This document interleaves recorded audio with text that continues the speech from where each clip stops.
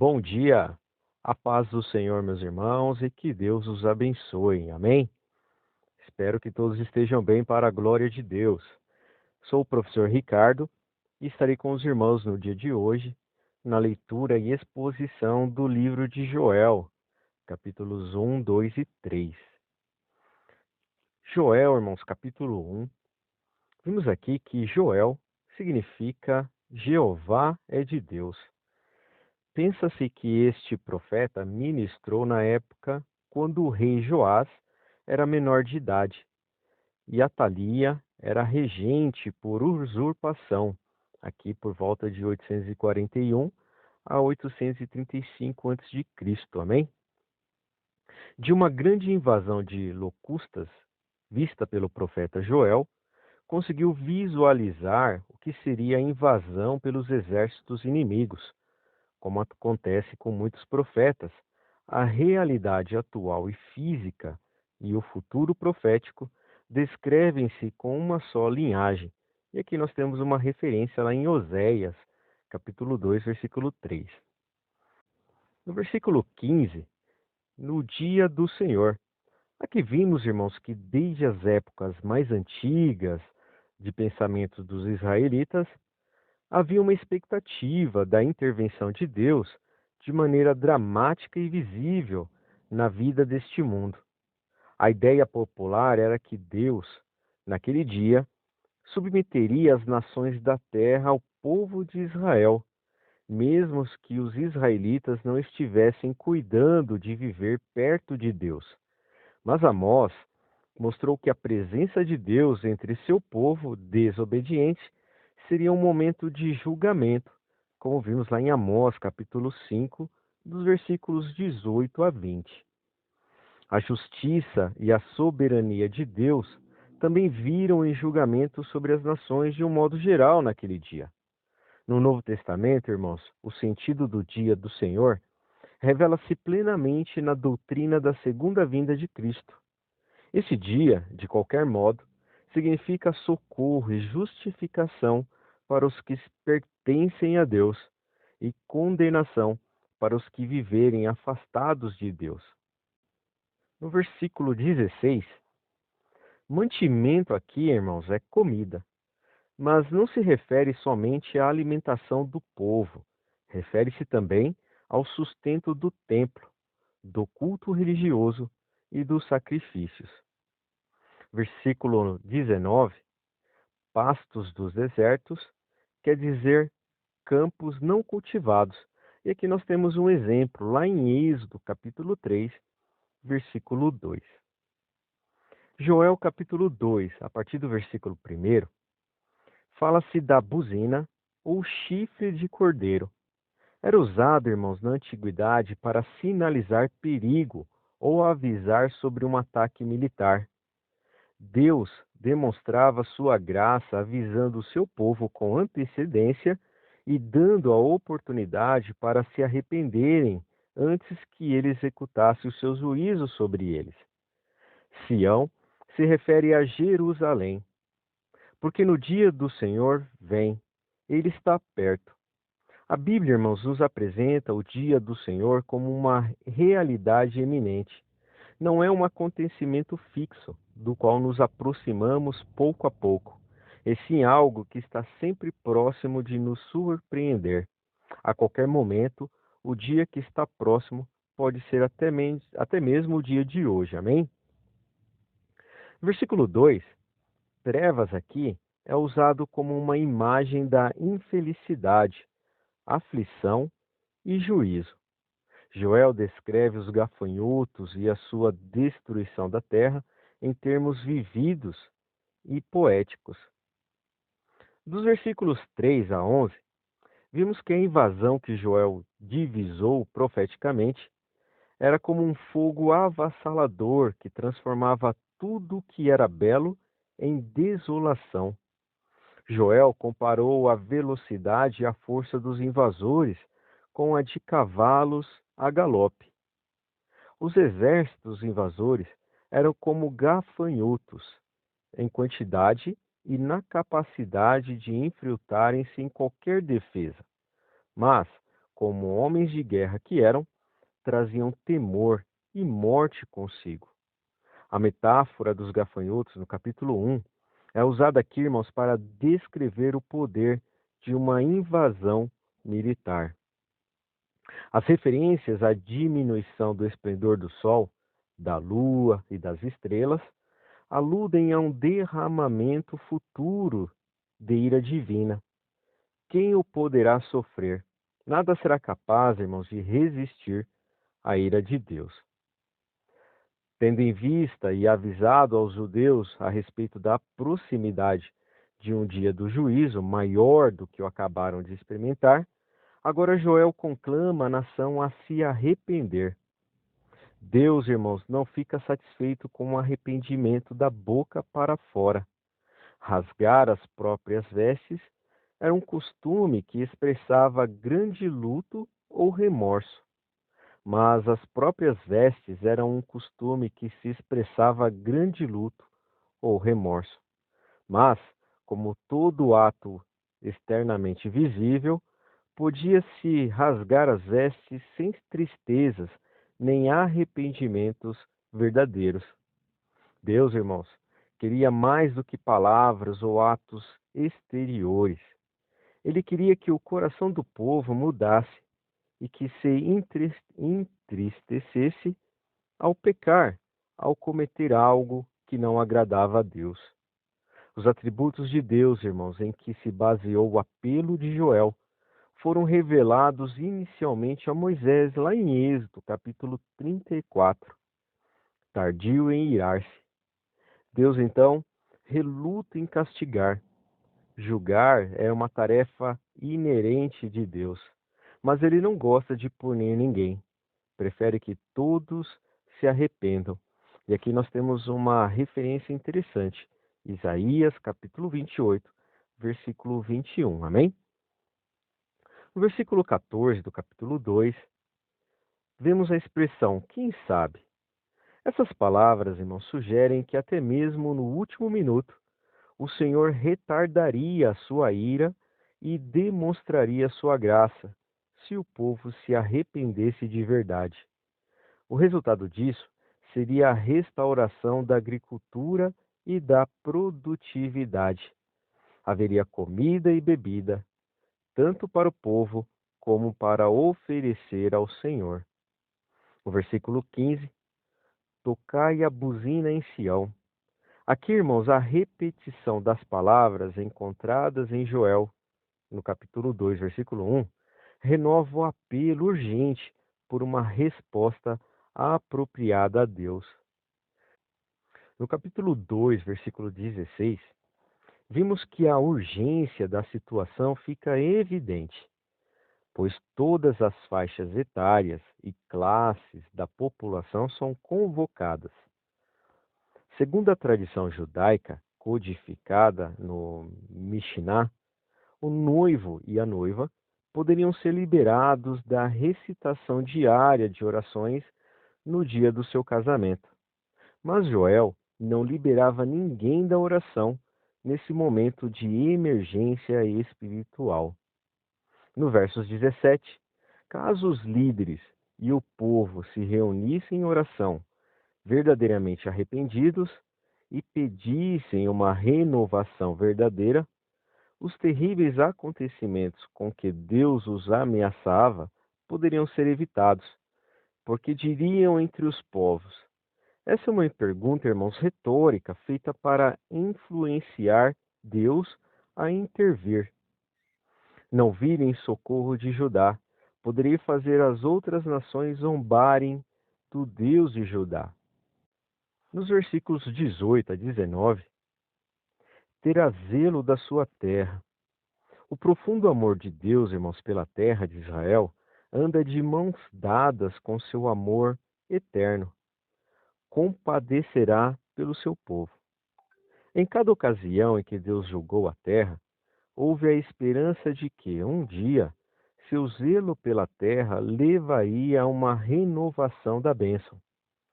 Arrepender-se genuinamente é pré-requisito para a bênção de Deus. Ao ver o arrependimento, Deus recuperará e abençoará a pessoa. No versículo 20, o norte era visto como a direção de onde o infortúnio costumava sobrevir sobre Israel. O mar oriental refere-se ao Mar Morto. O mar ocidental refere-se ao mar Mediterrâneo. Nos versos 22, pastos dos desertos, o arvoredo dará o seu fruto. Aqui vimos, irmãos, o restabelecimento da agricultura, que seria um sinal de que Deus tinha restaurado a prosperidade e a paz em sua terra. Nos versos 23 e 24, a chuva temporã amaciava o solo para o plantio do trigo de inverno. A serôdia caía na primavera, fazendo os grãos incharem, garantindo assim uma bela colheita. Se não houvesse chuva, as plantações não cresciam. O mesmo Deus que julga tem prazer em restaurar as bênçãos na vida dos que se arrependem. É o que vimos aqui nos versículos 25 e 26. Isso, irmãos, não significa que o pecado não deixa marcas, mas sim que Deus pode reabilitar as pessoas, apesar de terem desobedecido aos seus mandamentos.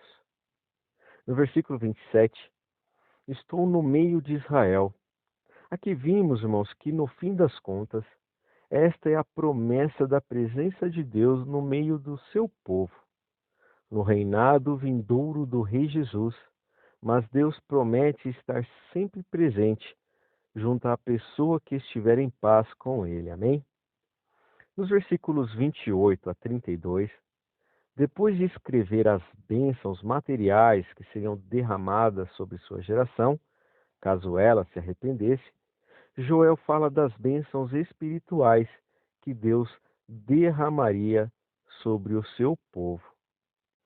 No capítulo 2, versículo 28 e 29, depois indica o futuro profético. Esta palavra sinaliza que o texto tratava da era messiânica. Em derramarei o meu espírito sobre toda a carne, o verbo derramar sugere a imagem das pesadas chuvas invernais de Israel. Nesse trecho, ele se refere à fartura. Toda a carne prenuncia a inclusão de judeus e gentios em um só corpo, o corpo de Cristo. Os ministérios do Espírito aqui mencionados foram vivenciados pela igreja primitiva. Vossos filhos e vossas filhas dizem respeito a uma era em que o derramamento do Espírito e os ministérios manifestariam o poder de Deus em todos, sem distinção de gênero, idade ou classe social. Versículos 30 e 31. Os prodígios celestes descritos neste trecho acontecerão antes do grande e terrível dia do Senhor. Aparentemente, uma referência aos fins dos tempos. Sangue e fogo condizem com a revelação em Apocalipse, capítulo 8, verso 7. Fumaça com a revelação em Apocalipse, capítulo 9, versículo 18. Trevas em Apocalipse, capítulo 8, versos 12. Lua em sangue, como em Apocalipse, capítulo 6, versículo 12. Amém? No versículo 32, e finalizando o capítulo 2, alguém que invoca o nome do Senhor, ou seja, que se arrepende e crê, será salvo do juízo que recairá sobre os perversos e os descrentes. O juízo e a libertação mencionados são os que acontecerão quando Jesus Cristo voltar. E aqui tem uma referência muito interessante em Zacarias, capítulo 14, dos versos de 1 a 3, e eu incentivo aos irmãos a lerem. Amém? Ao mesmo tempo, essas palavras também se aplicam à libertação espiritual de povos arrependidos em qualquer período da história humana. E com esse gracioso anúncio de libertação pelo poder de Deus, que Joel encerra essa bela parte da sua profecia. Amém? Capítulo 3, amados irmãos, a partir do verso 1. Quando o grande dia anunciado por fenômenos extraordinários realmente irromper, seus terrores só sobrevirão aos inimigos de Israel. Este juízo é duplo. Primeiro, consumar uma separação completa e final entre os fiéis e os inimigos de Deus. E segundo, estabelecer o reino do Senhor sobre a terra em glória triunfal. Amém? Este conflito, irmão, será travado no vale de Josafá. No versículo 4, o profeta volta-se para se dirigir às nações que foram especialmente hostis para com o povo da aliança. Ele destaca as maldades especiais e promete às nações retribuição imediata e justa pelos seus crimes. Tiro e Sidom, as duas principais cidades da Fenícia. Originalmente, irmãos, Tiro estava localizada no continente, mas foi transferida por questões de segurança para uma ilha rochosa próxima a regiões da Filistia. No versículo 5, essas nações trataram o Senhor com total desprezo. Roubaram o seu ouro e a sua prata, encheram seus templos com essas preciosidades e venderam seus filhos como escravos. A minha prata e o meu ouro e as minhas joias preciosas. Aqui vimos, irmãos, que isto incluía as coisas tomadas das casas dos ricos, além daquelas que foram tiradas do templo. Antigamente, a expoliação sempre se seguia à conquista de uma cidade. E aqui nós temos exemplos, lá em 1 Reis, capítulo 14, versos 26, e 2 Reis, capítulo 14, versículo 24. Amém? Capítulo 3, entre os versos 7 e 8. Aqui, irmãos, tudo o que os inimigos tinham feito seria retribuído, isto é, pela lei da retaliação. Os filhos de Judá e Jerusalém serão despertados para a atividade e voltarão para sua terra natal. As bênçãos do Senhor os tornarão fortes e poderosos. Os judeus, por seu lado, serão usados por Deus para invalidar os tíros, sidônios e filisteus, para vendê-los como escravos. Versículo 9. O profeta retoma o aviso que interrompeu no versículo 3. Insiste-se com as nações que se prepararem para o conflito e se reúnam no vale de Josafá. Ali serão convocados por ordem do Senhor, mas serão aniquiladas. Tragam sacrifícios, executem os costumeiros rituais religiosos que precedem a batalha. No versículo 12 e 13 do capítulo 3, a réplica de Deus, irmãos, à sucinta oração, é que ele cuidará do seu povo. Ali me assentarei para julgar, não para atender a pedidos adicionais para enunciar a sentença. O julgamento, irmãos, é descrito por meio de uma figura dupla: a colheita do grão e o esmagamento das uvas. As uvas do pecado são tão abundantes e tão maduras que antes mesmo de serem artificialmente esmagadas, o suco está sendo exprimido pelo seu próprio peso. No capítulo 3, versículo 15 e 16, essas trevas, símbolo do juízo, como na crucificação, talvez signifique que diante da grande luz de Deus, as luzes menores se apagam, mas a referência é mais provavelmente ao terror do diante, da ira de Deus. O Senhor brama, irmãos.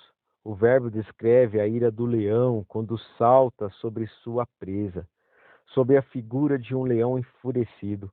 O Senhor é representado pronto para saltar sobre as nações. e se fará ouvir. O aparecimento de Deus, irmãos, no Velho Testamento, costuma ser descrito frequentemente sobre uma imagem de uma tempestade com trovões. O templo do Monte Sião. Olá, meus irmãos.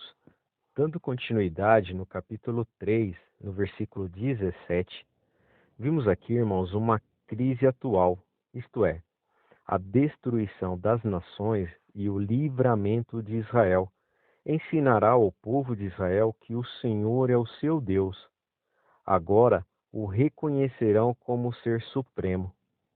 Após o julgamento das nações, Judá, sob o cuidado e a mão protetora do Senhor, desfrutará da plenitude da bênção divina. A sede dos antigos poderes mundiais se transformará em um deserto estéril, mas em Judá haverá fertilidade e paz.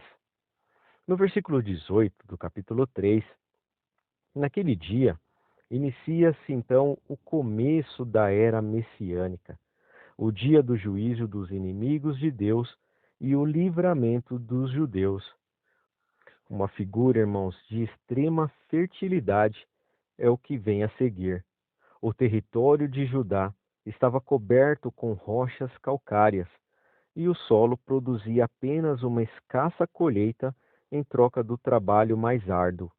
Mas nessa nova era, descreve-se a fertilidade em termos de montes e outeiros, que destilarão mosto e manarão leite.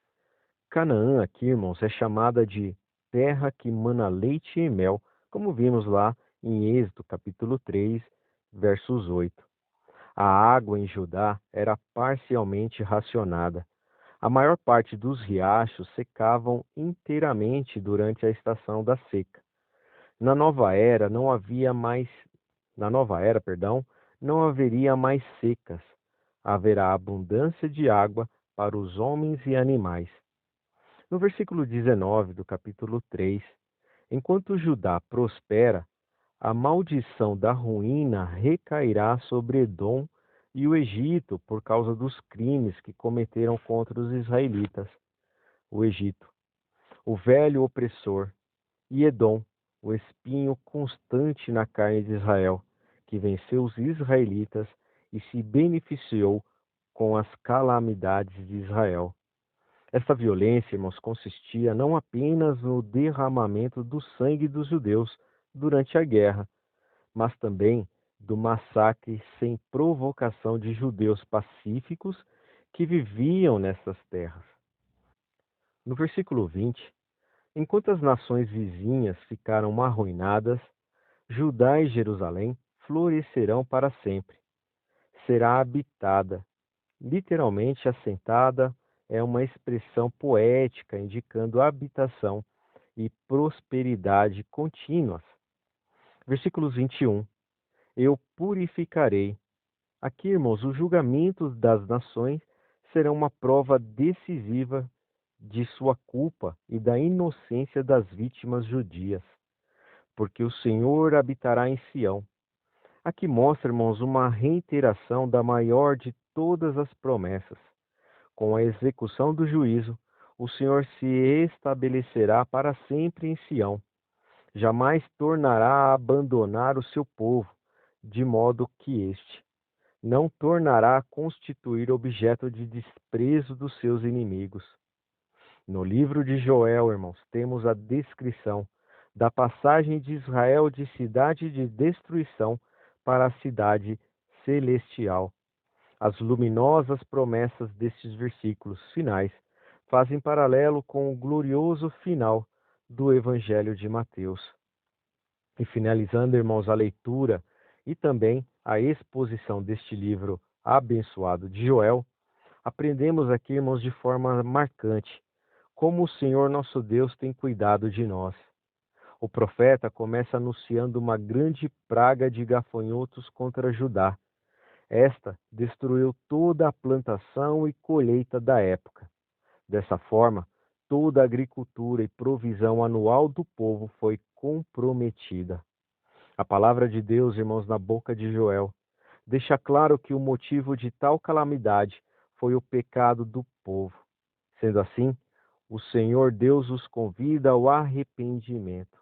Isso através do jejum, das orações, da humilhação e também do clamor. Deus, irmãos, convida o seu povo a buscar o bem e não o mal. Ele os exorta a buscar sua face, para que a terra fosse sarada. A promessa de Deus é que haverá restituição daquilo que foi destruído pelo inimigo, quando o nosso arrependimento é sincero e for sincero. Amém? Com isso, amados irmãos, nós finalizamos a leitura e exposição do livro de Joel. Que Deus os abençoe grandemente e que tenham uma excelente leitura e meditação nas Sagradas Escrituras. Um forte abraço, fiquem com Deus e até a próxima.